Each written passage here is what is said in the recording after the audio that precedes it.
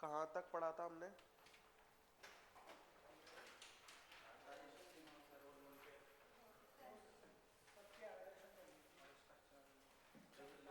Pen कहाँ पर है? ले गए? लेके आना।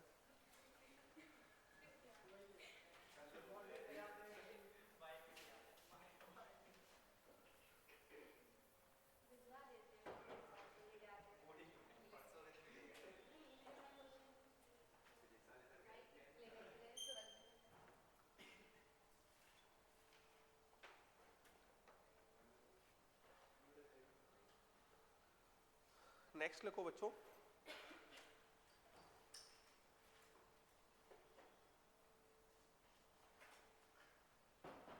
तो हम लोगों ने 3 जगह पर था जहां का लोन पेयर इफेक्ट कैसा किया था? 0, है ना? लोन पेयर इफेक्ट कैसा था? 0। अब नेक्स्ट हम बात करते हैं, नेक्स्ट लिखो, ड्रैगोज rule. ड्रैगोज rule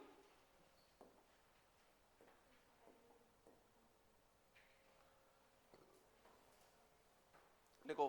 ड्रैगोज ड्रैगोज suggested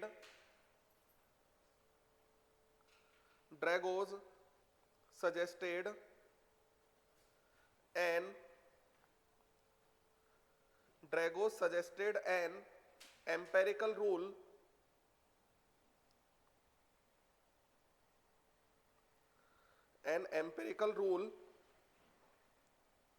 which rationalize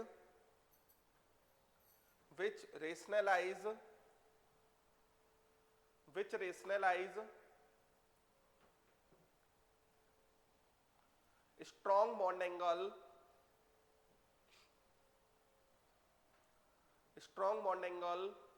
bracket में लिखना ना 90 degree, strong bond angle bracket में लिख लेना 90 degree in covalent hydrides like PH3, ASS3,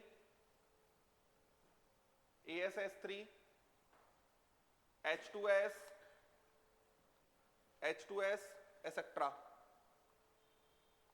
condition किन किन कंडीशंस में ड्रैगोज रूल लगाना है हमको? लिखो। First condition, summation of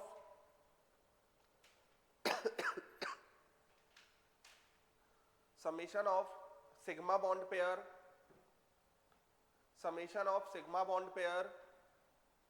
and lone pair equal to 4।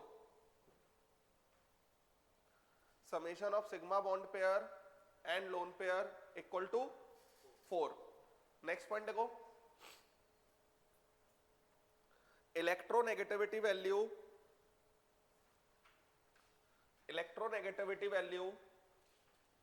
of surrounding atom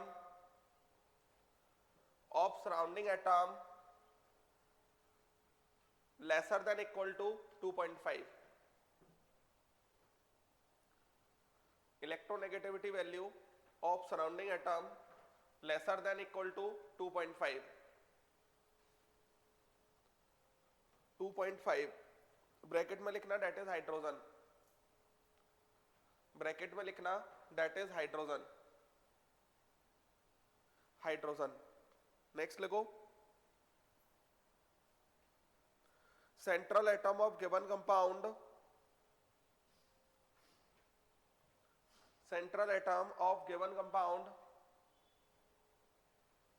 must have at least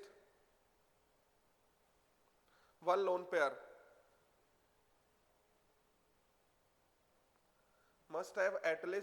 pair, and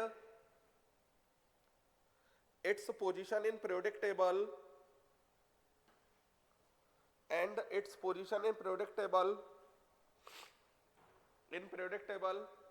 should be third period or below, should be third period or below, should be third period or below. Next लिखो line change करके, if all above conditions are satisfied, if all above conditions are satisfied, then there is no need to consider, then there is no need to consider hybridization of central atom, to consider hybridization of central atom, and lone pair is present in almost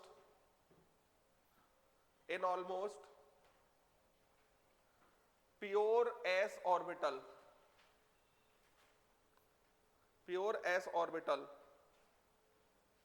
and bonding will take place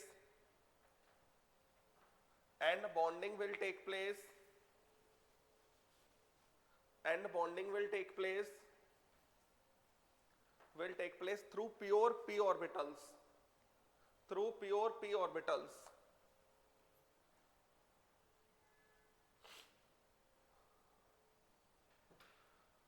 ड्रैगोस rule के लिए conditions क्या क्या है? Summation of sigma bond pair और lone pair की value 4 होनी चाहिए, surrounding atom hydrogen होना चाहिए, आप तो ये याद रख लो, ठीक है। तीसरा लोन पेयर होना चाहिए, और लोन पेयर के साथ साथ जो सेंट्रल एटम है वो थर्ड पीरियड है उससे आगे का होना चाहिए। सारी कंडीशन सेटिस्फाइड होनी चाहिए, सारी कंडीशंस सेटिस्फाइड होनी चाहिए, है ना। एक भी कंडीशन तीनों में सेटिस्फाइड नहीं हुई तो ड्रैगोस रूल नहीं लगेगा। फिर ड्रैगोस ने क्या कहा कि अगर ये कंडीशन सेटिस्फाइड होती है तो फिर हाइब्रिडाइजेशन कंसिडर करने की कोई आवश्यकता है नहीं, हाइब्रिडाइजेशन कंसिडर करने की कोई आवश्यकता है नहीं। बात समझ में आ रही है? तो हाइब्रिडाइजेशन कंसिडर करने की कोई आवश्यकता नहीं है, तो जो लोन पेयर है वो प्योर एस ऑर्बिटल में वो पड़ा रहेगा, और जो बॉन्डिंग है वो पी ऑर्बिटल्स करेंगे, और पी ऑर्बिटल्स आपस में 90 डिग्री पे होते हैं, 90 डिग्री पे होते हैं तो बॉन्डिंग एंगल भी नियर अबाउट 90 डिग्री होगा। जैसे कि NH3 है, PH3 है, ASS3 है, SBH3 है,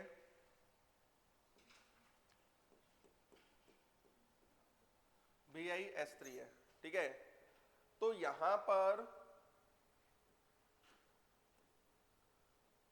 इसका तो हाइब्रिडाइजेशन sp3 होगा, है ना, और बॉन्ड एंगल ये तो हम जानते ही हैं 107 डिग्री। लेकिन इन सब के अंदर ड्रैगोस, सराउंडिंग एटम हमेशा हाइड्रोजन होना चाहिए तभी ड्रैगोस रूल लगेगा। तो इन सभी के अंदर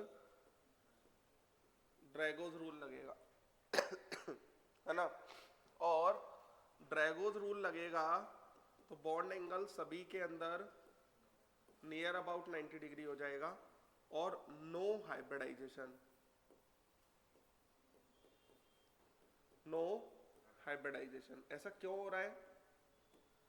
तो जैसे फॉस्फोरस है, तो फॉस्फोरस के अंदर 3s, फॉस्फोरस के अंदर 3s और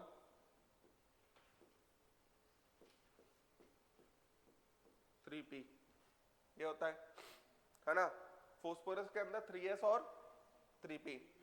तो यहां पर जब ये हाइड्रोजन के साथ बॉन्ड बना रहा है तो इतनी एनर्जी रिलीज ही नहीं हो रही कि वो जो हाइब्रिडाइजेशन में थोड़ी बहुत एनर्जी रिक्वायरमेंट है वो सब फुलफिल हो जाए। बात समझ में आ रहा है ना? तो इसलिए हमारा यहाँ पर मिक्सिंग हो ही नहीं पाती है प्रॉपरली, और मिक्सिंग अगर प्रॉपरली नहीं हो पाएगी तो नो हाइब्रिडाइजेशन, हाइब्रिडाइजेशन नहीं होगा तो bond angle near about 90 degree होगा। सेम काम हमारा ऑक्सीजन फैमिली के लिए भी होने वाला है। H2O, H2S, Se, Te और PO, यही होता है। तो यहां पर तो ये हाइब्रिडाइजेशन क्या है, sp3 है ना, दो लोन पेयर है, तो इसका बॉन्ड एंगल कल बताया था मैंने 5 डिग्री, और इनके अंदर क्या होगा, ड्रैगोज रूल लगेगा। इनके अंदर क्या होगा, ड्रैगोज रूल ये लगेगा, है ना। Bond angle near about 90 degree होगा, है ना, और नो हाइब्रिडाइजेशन। क्लियर। अगर हम बात करते हैं CH4 SiH4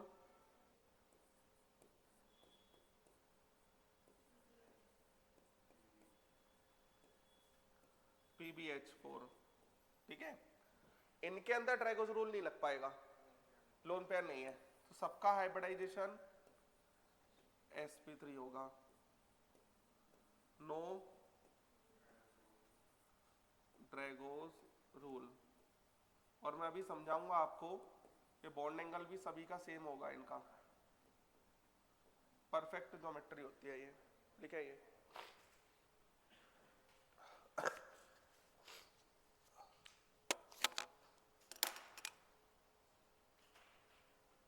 चलो होमवर्क किया था, किया है, बन गया।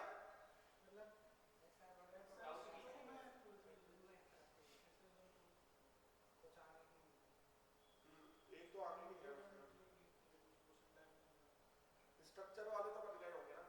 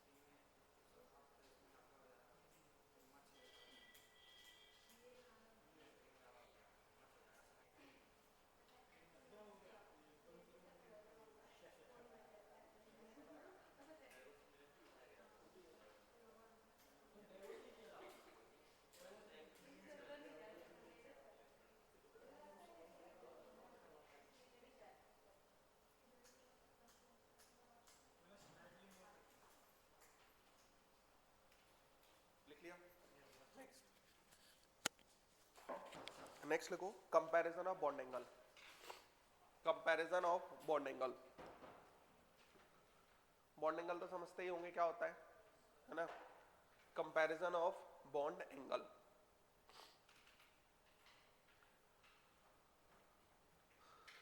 तो कंपैरिजन ऑफ बॉन्ड एंगल की अगर हम बात करते हैं तो कुछ बातें समझो आप। दो चीजें हैं, बॉन्ड एंगल जो होता है वो directly proportional to electronegativity of central atom, directly proportional to electronegativity of central atom, और bond angle inversely proportional to electronegativity of surrounding atom.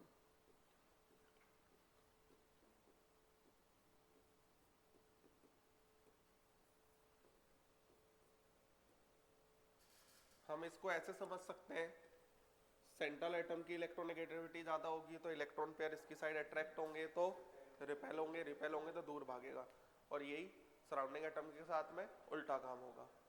बात समझ में आया? तो इस तरीके से कुछ चल रहा होगा। अब यहां पर ये लिखो आप दोनों,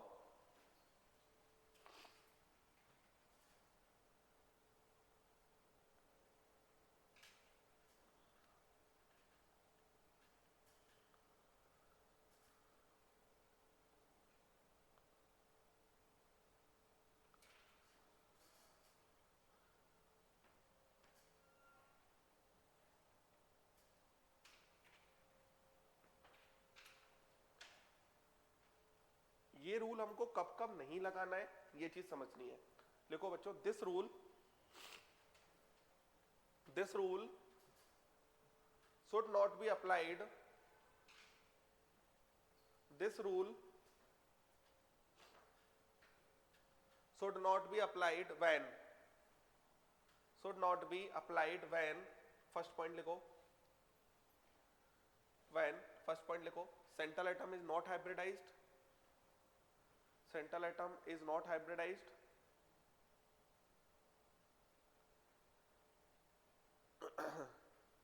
not hybridized। second point लिखो, there are no lone pair present on central atom, there are no lone pair present on central atom। अगर इन दोनों में से एक भी कंडीशन आ गया तो फिर ये रूल नहीं लगाना है। अच्छा, पहला वाला जो रूल है मेनली कि central atom is not hybridised, ये कहां पे लगने वाला है? ड्रैगोस में। और ड्रैगोस याद रख लो ना, नाइट्रोजन फैमिली के नीचे वाले हाइड्राइड्स और ऑक्सीजन फैमिली के नीचे वाले हाइड्राइड्स, समझ गए ना? यहाँ पर ड्रैगोस रूल की बात होगी, उसके लिए फर्स्ट रूल है। बाकी सेकंड रूल वाली बातें कुछ हमें बहुत अच्छे से सीखनी है ना, तो हम उन्हें क्वेश्चंस के थ्रू ही सीखते हैं। क्वेश्चन लिख लो, compare bond angle, compare bond angle.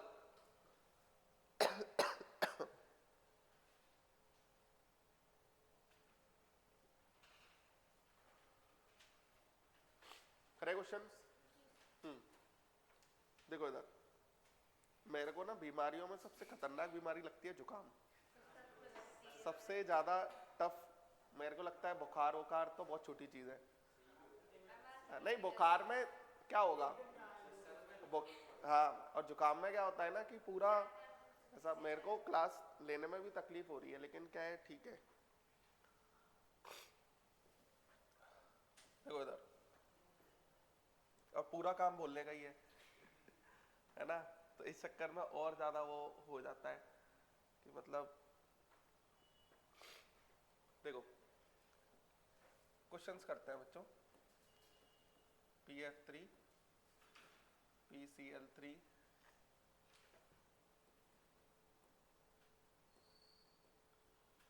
PBr3 और PI3।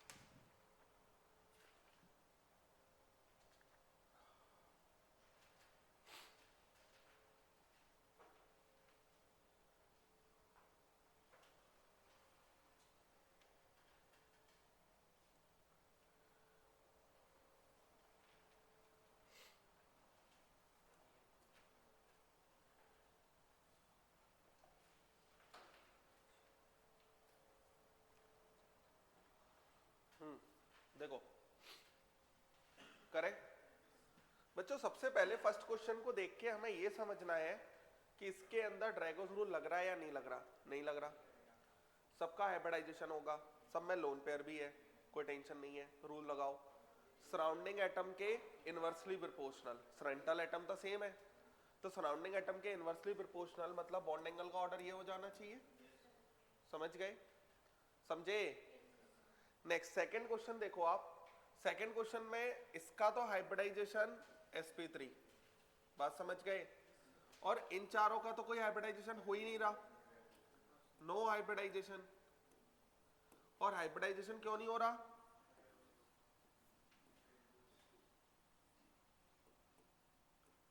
ड्रैगोस रूल। तो यहां पर हाइब्रिडाइजेशन वाले का हमेशा ड्रैगोस रूल वालों से ज्यादा ही होना है। अब ड्रैगोस रूल वाले आपस में कैसे होंगे? मैंने कहा 90 डिग्री के आसपास, लेकिन इसमें ज्यादा इलेक्ट्रोनेगेटिव वाले को थोड़ा ज्यादा दे देंगे हम। बात समझ में आया? इसमें जो रूल मैंने सिखाया वो नहीं लगेगा। क्यों नहीं लगेगा? क्योंकि सेंट्रल एटम हाइब्रिडाइज ही नहीं है, क्योंकि सेंट्रल एटम हाइब्रिडाइज ही नहीं है। थर्ड क्वेश्चन देखो, ये हमारा sp3 और ये हमारे no hybridisation.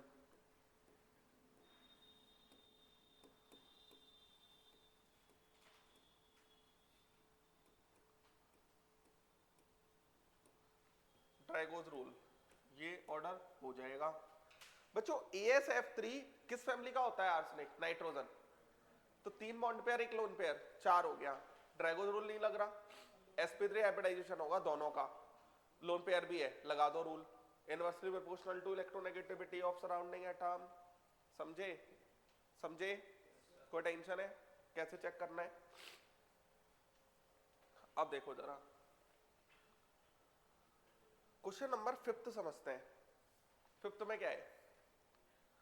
BF3 BCl3 BBr3 BI3। बच्चों इसमें ड्रैगोस रूल तो लगना ही नहीं है, सेकंड पीरियड के एलिमेंट्स में तो ड्रैगोस रूल लगता ही नहीं है। अब ये हमारा यहां से यहां तक जा रहा है, सबका हाइब्रिडाइजेशन तो sp3 दिखता है मेरे को, नहीं सॉरी sp2। सबका हाइब्रिडाइजेशन क्या दिख रहा है? sp2। 3 सिग्मा बॉन्ड है, 0 लोन पेयर, लेकिन इस पर लोन पेयर नहीं है, तो रूल नहीं लगेगा। अरे समझ गए? अब एक बढ़िया बात बताता हूं, अगर सराउंडिंग एटम सेम हो और लोन पेयर ना हो, सराउंडिंग एटम सेम हो, एक ही टाइप के हो और लोन पेयर ना हो, तो bond angle according to hybridization ही होगा। सराउंडिंग एटम्स सेम हो मतलब सेम मतलब इस पे सारे के सारे फ्लोरीन है, इस पे सारे के सारे क्लोरीन है, तो सेम सराउंडिंग एटम्स हो और लोन पेयर ना हो, तो bond angle according to hybridisation होगा। बात समझे? तो पता है आपको,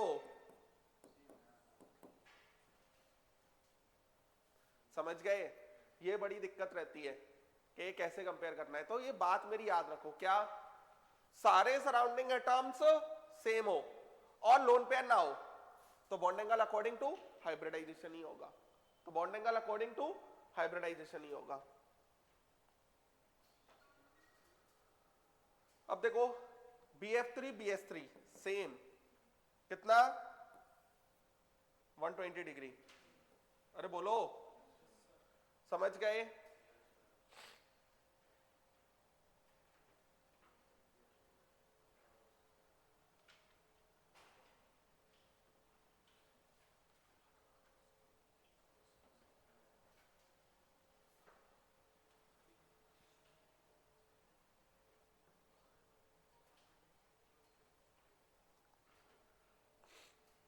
हाँ बच्चों, PH3 में नो हाइब्रिडाइजेशन, PF3 में sp3। एक में हाइब्रिडाइजेशन हो, एक में हाइब्रिडाइजेशन ना हो, दिमाग नहीं लगाना। समझ गए? अरे आ रहा है सभी को? यहां पर दोनों का हाइब्रिडाइजेशन sp3 और sp3, दोनों का हाइब्रिडाइजेशन sp3 और sp3 क्या हो जाएगा? इसमें लगा दो वो रूल, तो आंसर ये आ जाएगा। क्लियर है बच्चों? अब एक बात समझो, PH4 पॉजिटिव और PF4 पॉजिटिव अगर आप PH4 पॉजिटिव का हाइब्रिडाइजेशन निकालते हो तो 5 + 4 - 1 8, 8 डिवाइडेड बाय 2 4 सिग्मा बॉन्ड बोलो। और PF4 पॉजिटिव का 5 + 4 × 7 -1 सिखाया था ना चार्ज स्पेसिस का। Number of balance electron 1 × number of balance electron of phosphorus + 4 × balance cell electron. अगर हाइड्रोजन है तो डिवाइड बाय 2 करो, अदर देन हाइड्रोजन कोई भी है तो डिवाइड बाय 8, है ना। तो ये कितना आ रहा है 28 32 डिवाइडेड बाय 8 4 सिग्मा। ना इस पर लोन पेयर है ना इस पर लोन पेयर है, और दोनों का अच्छा इसमें ड्रैगोस रूल नहीं लगेगा। क्यों नहीं लगेगा ड्रैगोस रूल? लोन पेयर नहीं है। ड्रैगोस रूल की कंडीशन तीनों की तीनों याद रखें। अरे बोलो आ रहा है समझ? तो ये हमारा sp3 हो गया, ये भी हमारा sp3 हो गया। अब लोन पेयर है नहीं तो bond angle according to hybridisation. बात समझे? सेंटर सराउंडिंग एटम सेम हो, सेम मतलब इसमें चारों हाइड्रोजन है, इसमें चारों फ्लोरीन है, एक के लिए चारों सेम हो, एक के लिए सारे सेम हो और उस पर लोन पेयर ना हो, और हाइब्रिडाइजेशन अगर हो रहा होगा तो bond angle according to hybridisation होगा। और ऐसी ज्योमेट्रीज को परफेक्ट ज्योमेट्री कहा जाता है। ऐसी ज्योमेट्रीज को परफेक्ट ज्योमेट्री कहा जाता है। बोलो यार आ रहा है? नेक्स्ट, इसमें तो है लोन पेयर, हाइब्रिडाइजेशन भी हो रहा है, तो ये Cl है ये ब्रोमीन है, तो इसमें कौन सा लगेगा? इलेक्ट्रोनेगेटिविटी ऑफ सेंट्रल एटम मतलब x greater than y। Clear है? x greater than y। बोले बोले। नेक्स्ट क्वेश्चन देखो जरा, यहां पर बताओ, इसके अंदर आप एग्जैक्टली ड्रैगोस रूल नहीं लगा सकते क्योंकि इसके साथ सराउंडिंग एटम सल्फर भी है। समझ गए ना? समझ गए? तो फिर क्या होगा इसके अंदर? वही इलेक्ट्रोनेगेटिविटी ऑफ सेंट्रल एटम, ये ऑर्डर हो जाना चाहिए। अरे यही होगा। नेक्स्ट, अब यहां पर देखो आप CH2F2 है, अगर CH2F2 होगा तो इसके अंदर bond angle according to hybridisation कर दूं? लोन पेयर तो है नहीं कर पाऊंगा। क्यों? सराउंडिंग एटम डिफरेंट हो गए, 2 हाइड्रोजन है और 2 फ्लोरीन है। समझे? चारों फ्लोरीन हो चारों हाइड्रोजन हो तो मेरा रूल लग जाएगा कि bond angle according to hybridisation. इसमें ऐसा नहीं हो पाएगा। तो इसमें कैसा होगा? सराउंडिंग एटम की इलेक्ट्रोनेगेटिविटी ज्यादा तो बॉन्ड एंगल कम। तो यहां पर आंसर क्या आ जाएगा? Y। हाँ, CH4 में परफेक्ट ज्योमेट्री होगा और बॉन्ड एंगल कितना होगा? 0.5 डिग्री। तो सीखने वाली बातें ये है, कहां ड्रैगोस रूल लग रहा है ये चेक कर लो, वो तो याद ही हो गया। बाकी का अगर हाइब्रिडाइजेशन हो रहा है और सराउंडिंग एटम सेम है और कोई लोन पेयर नहीं है तो bond angle according to hybridisation. 12th वाले में अगर ये भी हाइड्रोजन होते तो इसी जैसा हो गया था। यहाँ पे सराउंडिंग एटम सेम नहीं है ना, 2 सेम है, 2 मतलब 2 हाइड्रोजन है 2 फ्लोरीन है, तो अलग अलग हो गए ना, तो उसका अकॉर्डिंग सोचना पड़ेगा। समझ गए? ये कहानी है, लिख ले।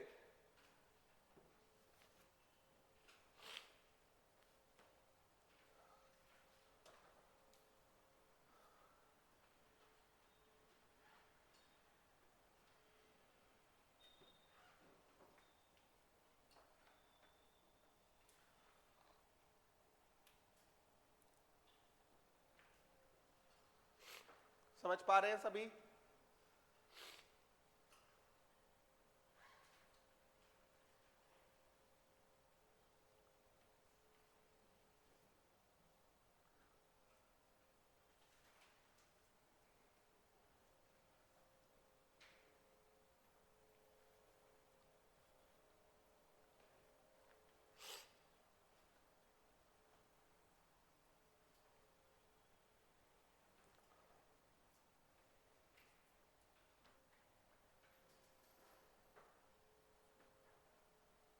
चले आगे, लिख लिया ये। अब जैसे मान लो, हटा दूं मैं, देखो इधर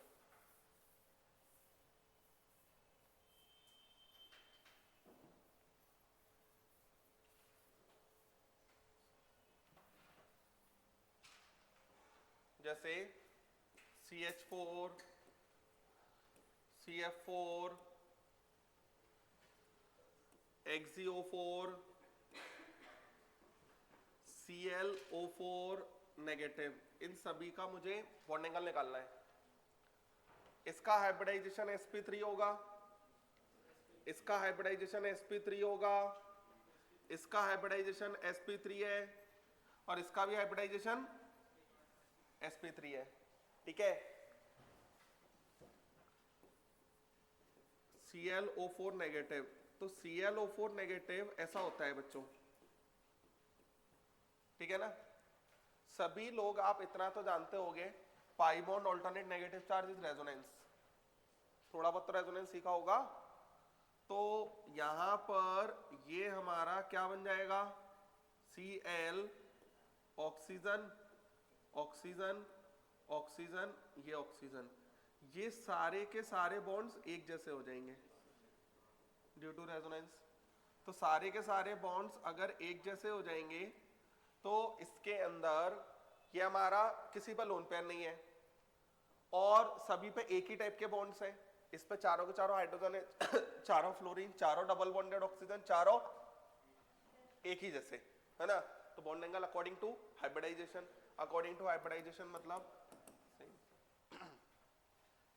बोलो, आया समझ? इस तरीके से क्वेश्चंस को करना होता है, आया समझ? अरे आप कर लोगे, आपके पास क्वेश्चन आएगा, सबसे पहले क्या चेक करना है, ड्रैगोस लग रहा है या नहीं लग रहा। ड्रैगोस नहीं लग रहा तो जो मैंने रूल से कहा है वो लग रहा है या नहीं लग रहा। अगर उस रूल में सेकंड वाला रूल नहीं लग रहा तो परफेक्ट ज्योमेट्री की तरफ जा रहा होगा, समझ गए। तो ऐसे स्टेप्स के साथ में आपको बॉन्ड एंगल चेक करना है तो आपको कभी तकलीफ नहीं होगी।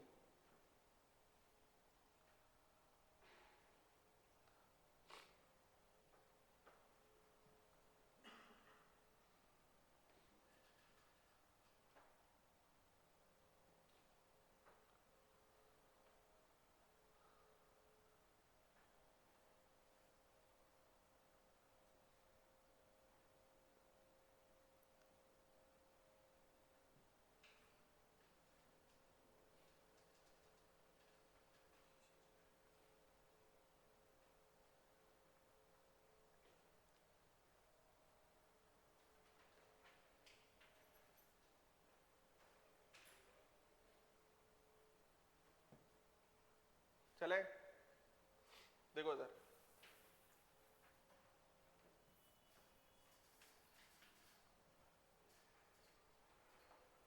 जैसे H2O और H2S में बॉन्ड एंगल कंपेयर करना हो, सबसे पहले क्या चेक करूंगा, ड्रैगोस लग रहा है या नहीं लग रहा। लग रहा है यार ड्रैगोस, ड्रैगोस और ड्रैगोस लगेगा तो ड्रैगोस रूल लगेगा तो नो हाइब्रिडाइजेशन, और इसका हाइब्रिडाइजेशन ये हो गया। क्लियर है। नेक्स्ट अगर हम बात करते हैं, जैसे एक क्वेश्चन और दिया है उसने, H2S और OF2, बताओ जरा H2S और OF2 कितना होगा, किसका ज्यादा होगा, OF2 का, क्योंकि इसमें ड्रैगोस लग गया ना। क्लियर है, इसमें क्या लग गया, ड्रैगोस लग गया। जैसे अगर मेरे से पूछा जाता कि BF3 का और XeO4 इसका कंपेयर करना है, तो इस टाइप के कंपैरिजन में ये sp2 आएगा और परफेक्ट ज्योमेट्री आएगी, ये sp3 आएगा और परफेक्ट ज्योमेट्री आएगी। तो इसका बॉन्ड एंगल एग्जैक्टली 120 डिग्री आएगा और इसका बॉन्ड एंगल एग्जैक्टली 109.5 डिग्री आएगा, तो यही ज्यादा हो जाएगा। क्लियर है, समझ गए ना, लिखेंगे।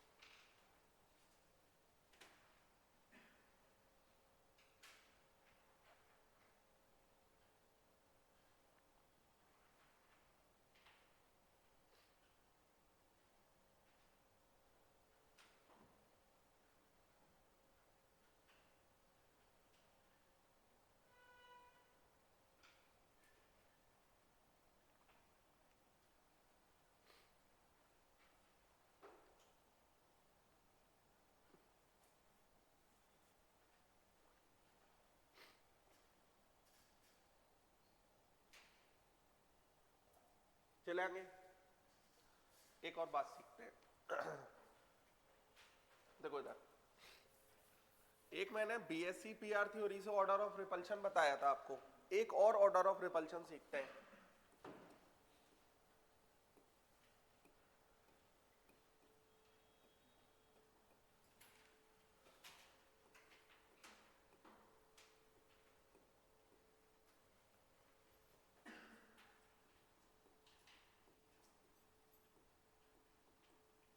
Important order of repulsion. तो इंपॉर्टेंट ऑर्डर ऑफ रिपल्शन में सबसे ज्यादा तो लोन पेयर में ही रिपल्शन होता है, ठीक है ना, ये तो ठीक है। अब डबल बॉन्ड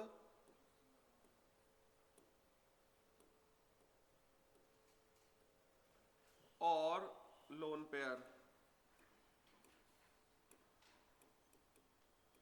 इसमें होता है, ठीक है। फिर उसके बाद डबल बॉन्ड में, फिर उसके बाद डबल बॉन्ड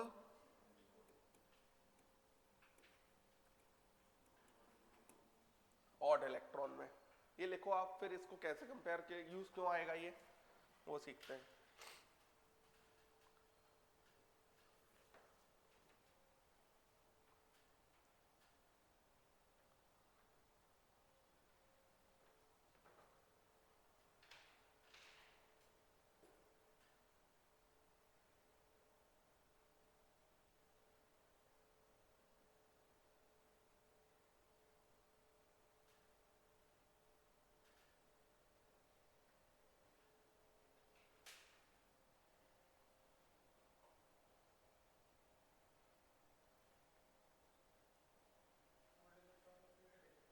हाँ अभी आएगा इसमें। क्वेश्चन लिख लो एक, कंपेयर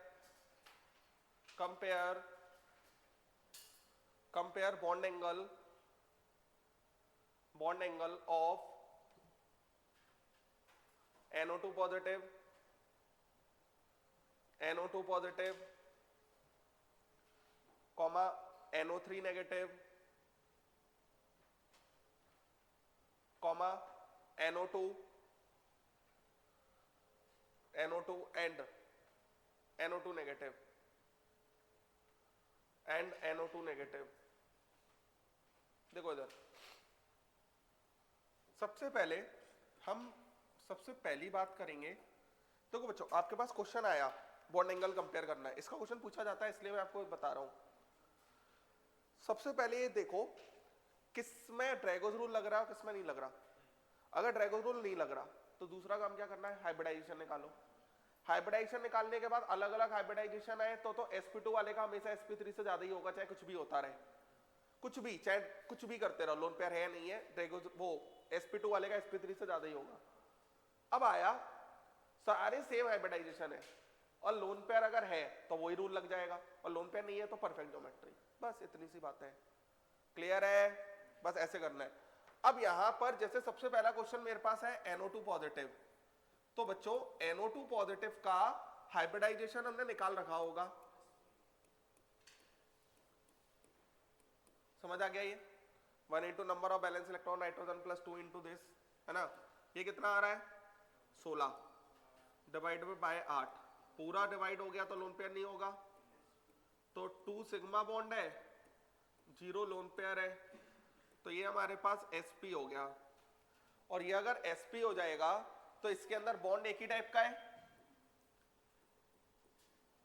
बस एक ही टाइप का अगर बॉन्ड है तो bond angle according to hybridization ही होगा। ये कितना हो जाएगा 180 डिग्री, क्लियर है। अब दूसरा बाद में लिखना, पहले समझो तो। दूसरा देखो NO3 नेगेटिव, बच्चों इसका हाइब्रिडाइजेशन सेकेंड पीरियड के एलिमेंट्स में तो ड्रैगोज रूल की बात तो होगी ही नहीं, है ना। तो 1 इंटू 5 प्लस 3 इंटू 6, नेगेटिव का मतलब है +1, ये कितना आ रहा है 23, 24 divide by 8 that is 3 sigma.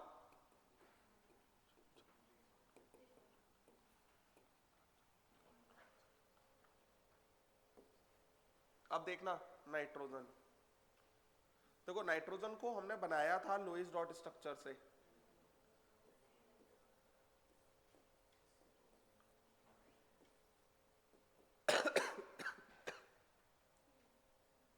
ये बना था, है ना, ये कोऑर्डिनेट बॉन्ड होता है ना चौथा। अगर मैं इसमें देखता हूं तो इस स्ट्रक्चर को मैं ऐसे लिख सकता हूं, रेजोनेंस होगा इसमें भी, तो अगर ये रेजोनेंस होगा तो सारे बॉन्ड सेम हो जाएंगे, ये +1 चार्ज, ये तीनों पर नेगेटिव चार्ज होगा और इक्वल नेगेटिव चार्ज होगा, del negative del negative del negative.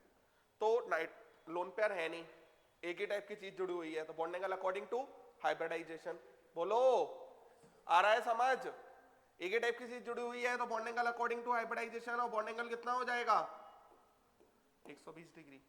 अच्छा क्वेश्चन है ये, समझ पा रहे हैं। तीसरा देखो NO2, NO2 में इसका हाइब्रिडाइजेशन नहीं निकाल पाओगे आप, चार्ज स्पेसिस तो है नहीं, तो इससे तो निकालेंगे नहीं, कैसे निकलेगा। NO2 इस टाइप से होता है बच्चों, ये तो बन गया डबल बॉन्ड, और NO2 के अंदर तीसरा ही बॉन्ड कोऑर्डिनेट हो जाता है। ऑक्सीजन अगर एक ही बॉन्ड बनाएगा तो उसे दोनों इलेक्ट्रॉन चाहिए, बात समझ में आ रही है। तो NO2 बड़ा स्पेशल केस है। तो NO2 के अंदर नाइट्रोजन पे 5 इलेक्ट्रॉन होते थे बैलेंस सेल में, 5 में से 4 दे दिए, एक बचा तो उसे ऑड इलेक्ट्रॉन कहा जाता है। और अगर यही 2 बचते थे तो एक लोन पेयर होता था, एक ही बचेगा जहां पर भी उसे ऑड इलेक्ट्रॉन कहा जाएगा। ये बात समझे। अब मेरी बात को और समझो, मैं इसको ऐसे लिख सकता हूं N डबल बॉन्ड O, और ये O नेगेटिव, ये +1 और ये रेडिकल, है ना, और मैं इसको ऐसे भी लिख सकता हूं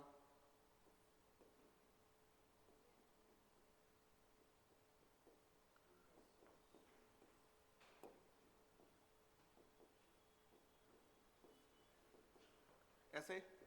तो ये दोनों बॉन्ड्स तो एक जैसे हो गए, अरे हुए, ये दोनों बॉन्ड्स तो अगर एक जैसे हो गए और ये हमारा ऐसा है। अब एक बात और समझो, ये ऑड इलेक्ट्रॉन कब कब हाइब्रिडाइजेशन में इन्वॉल्व होगा और कब नहीं होगा। लोन पेयर तो हमेशा होता है, ये ऑड इलेक्ट्रॉन तब हाइब्रिडाइजेशन में इन्वॉल्व होगा जब सेंट्रल एटम पे पॉजिटिव चार्ज आ रहा होगा, और जब सेंट्रल एटम पे पॉजिटिव चार्ज आएगा ऑड इलेक्ट्रॉन वाले ऑर्बिटल को भी हाइब्रिडाइज कर लो।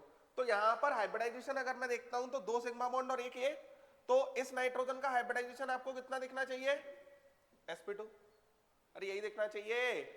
तो sp2 अगर दिखना चाहिए, लेकिन इसमें 2 टाइप की चीजें हैं, एक ऑड इलेक्ट्रॉन और एक डबल बॉन्ड।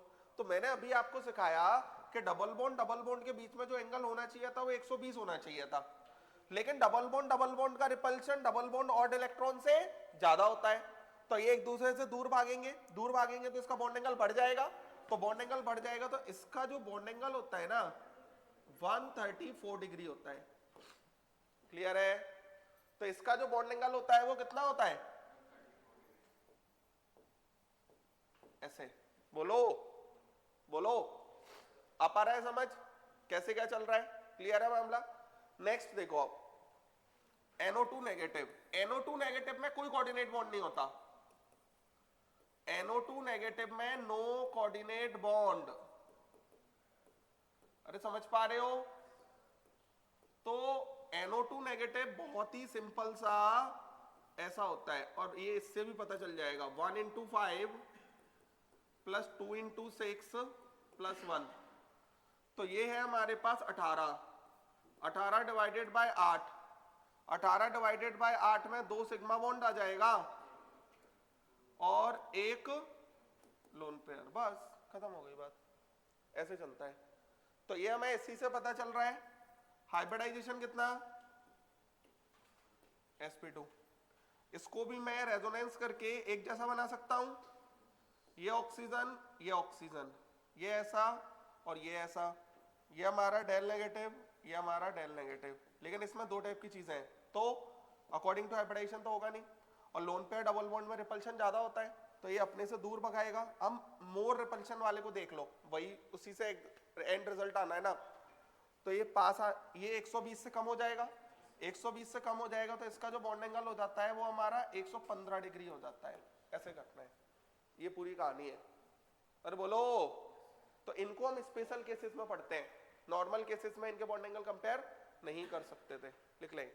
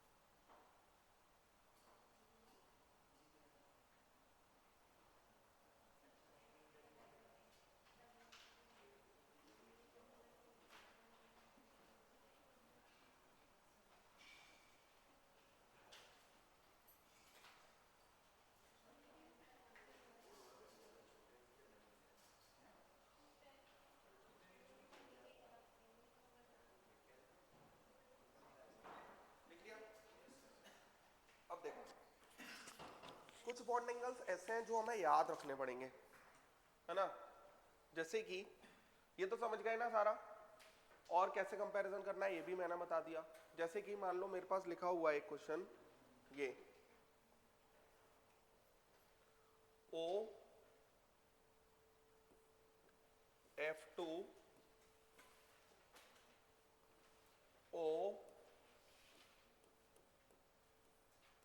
H2 और O Cl2 ये लिखा है, ठीक है। तो यहां पर सब में हाइब्रिडाइजेशन है, सबका क्या है हाइब्रिडाइजेशन। ये लोन पेयर है, ये भी लोन पेयर है ना, और ये लोन पेयर है और ये भी लोन पेयर है ना। तो बच्चों पता है जैसे इन दोनों में कंपैरिजन करूं मैं पहले, कोई टेंशन नहीं है, जो हमने रूल सीखा है उसी से हो जाएगा। हाइब्रिडाइजेशन होगा, लोन पेयर भी है तो सराउंडिंग एटम के इनवर्सली प्रोपोर्शनल, तो ये ऑर्डर होगा। इसका जो बॉन्ड एंगल होता है वो याद रखोगे आप थोड़ा सा, 103 डिग्री होता है, ठीक है। और इसका तो हम जानते ही हैं। अगर मैं उस रूल से इसको भी कंपेयर कर दूं तो क्लोरीन की इलेक्ट्रोनेगेटिविटी तो ज्यादा ही है, तो बॉन्ड एंगल कम हो जाना चाहिए, लेकिन यहाँ पे ऐसा नहीं होता।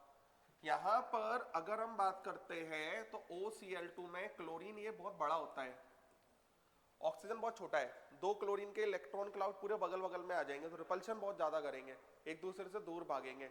दूर भागेंगे तो ये जो बॉन्ड एंगल है 110.8 डिग्री इतना हो जाता है। क्लियर है क्या कह रहा हूं मैं? इसको थोड़ा सा याद रखना है, इसको थोड़ा सा याद रखना है। अगर हम कहते हैं जैसे मान लो OCl2 है और OBr2 है और OI2 है, तो यहां पर भी यही रूल लगेगा रिपल्शन वाला ही। क्लियर है? तो ये हमारा 0.8 डिग्री, 111 डिग्री, 112 डिग्री। क्लियर है? समझ गए? लिखे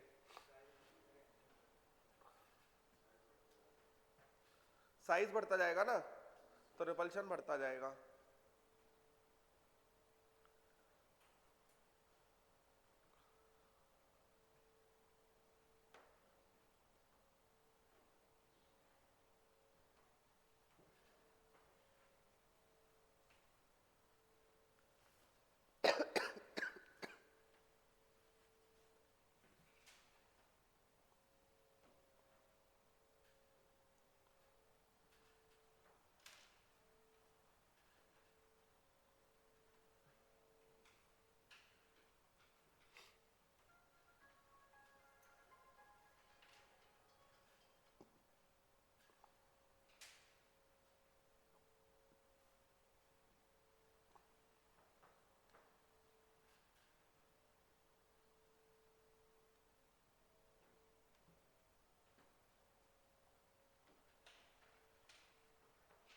चले आगे लिख पाए?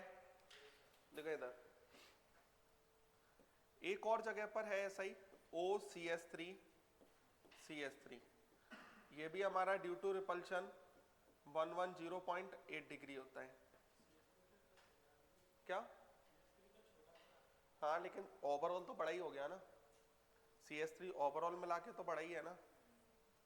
और अगर मेरे से पूछा जाता OCS3 होल ट्वाइस और OC2H5 होल ट्वाइस, ये होता है ना। तो ये कुछ केसेस आपको याद रखने हैं। क्लियर है क्या कह रहा हूं मैं? लिख लें।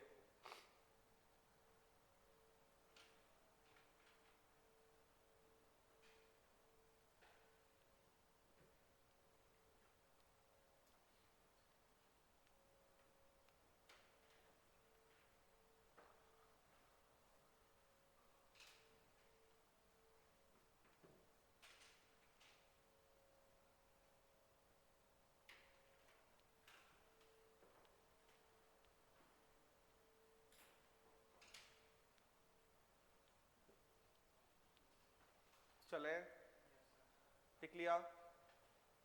समझ गए इन बातों को? नेक्स्ट ऐसे क्वेश्चन करके लिखो, find hybridisation of following species, find hybridisation of following species,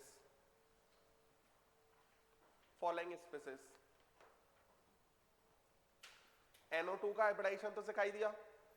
जैसे बच्चों अगर मेरे पास लिखा हुआ है CF3 रेडिकल, तो CF3 रेडिकल में अगर हम बात करते हैं तो ये हमारे पास F ये ऑड इलेक्ट्रॉन है। अब इस पर पॉजिटिव चार्ज बन रहा होगा, पॉजिटिव चार्ज बनेगा तो इसको काउंट किया जाएगा, काउंट किया जाएगा तो इसका हाइब्रिडाइजेशन sp3 हो जाएगा। क्लियर है? लेकिन अगर मैं यही CH3 रेडिकल लिखता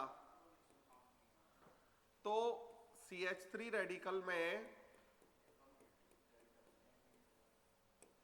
ये डेल नेगेटिव चार्ज बनेगा, तो ये सिर्फ 3 का मतलब sp2। तो ये पता है CH H और ये H और ये ऐसा। क्लियर है? समझ गए ना? तो ये हमारा hybridisation sp2 bonding angle exactly 120 degree ये होगा, है ना? अब ये हमारा ये कैसा हुआ? अनहाइब्रिडाइज्ड। ये कैसा हुआ? अनहाइब्रिडाइज्ड। और ये कैसा है? हाइब्रिडाइज्ड, है ना? जैसे मेरे पास अगर लिखा हुआ होता ClO3 तो ClO3 भी रेडिकल ही होगा, ये तो ये हाइब्रिडाइज हो जाएगा। अरे 7 में से 6 चले गए ना, तो 3 + 1 = 4, 4 का मतलब sp3 लिख लें। समझ गए? क्लियर है ना?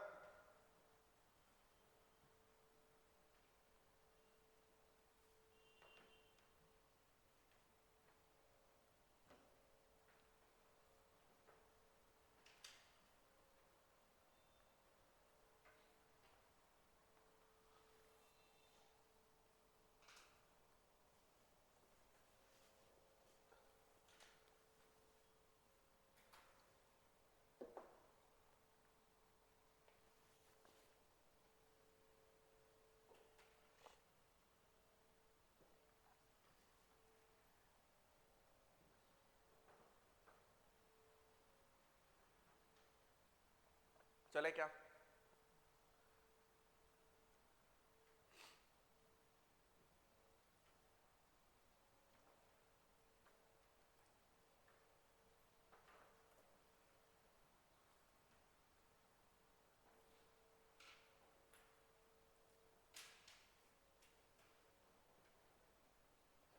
लिख लिया?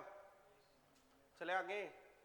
नेक्स्ट लिखो, hybridization of some compounds in solid state, hybridization of some compounds in solid state.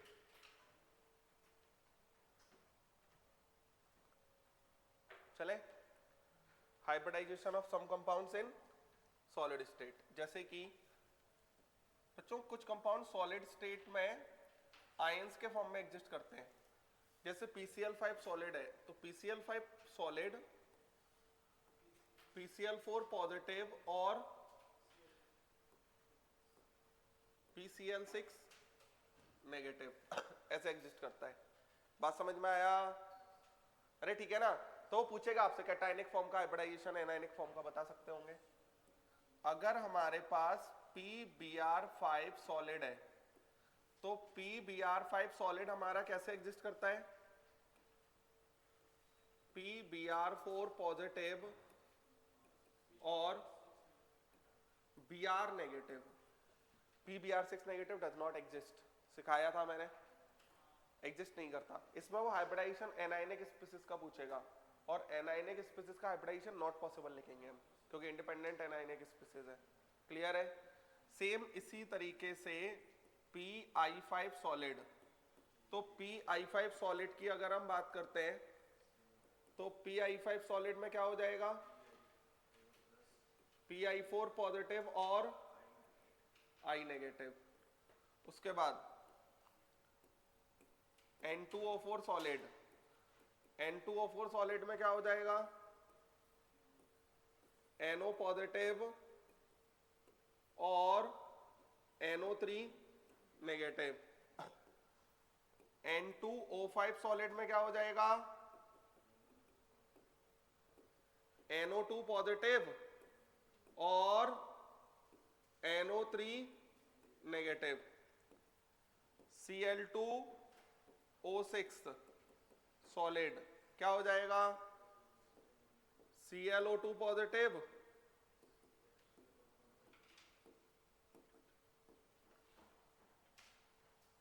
XeF6 solid. ये किस फॉर्म में एग्जिस्ट करता है, XeF5 पॉजिटिव और F नेगेटिव। समझ गए, समझे ना। तो ये पूछे जाएंगे आपसे, जो इंडिपेंडेंट एनायनिक फॉर्म में है उनका हाइब्रिडाइजेशन एग्जिस्ट नहीं करेगा। क्लियर है। कुछ लिक्विड फॉर्म में भी होते हैं, जैसे I2 लिक्विड है, तो I2 लिक्विड एक्चुअल में 3 मॉलिक्यूल्स एक साथ एग्जिस्ट होके I3 पॉजिटिव और I3 नेगेटिव ऐसे एग्जिस्ट करते हैं। ये बात समझ गए। अगर हम नेक्स्ट एक और लिखते हैं I2Cl6 लिक्विड, तो ये हो जाएगा ICl2 पॉजिटिव और ICl4 नेगेटिव। क्लियर है, लिख लें, ये सब पूछा जाएगा आपसे।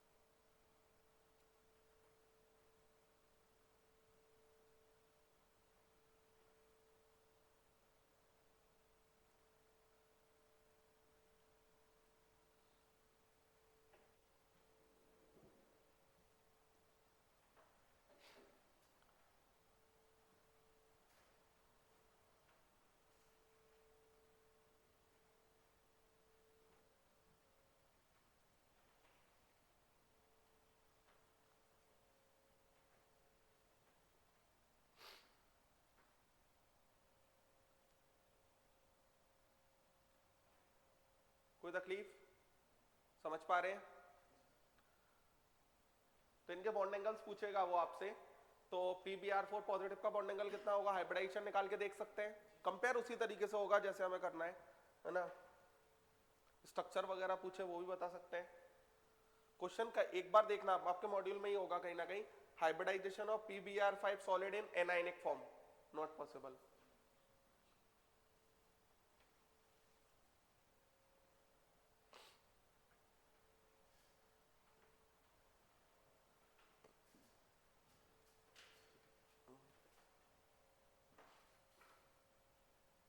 इतना ही रखते हैं बच्चों आज, ठीक है ना। आप बॉन्ड एंगल के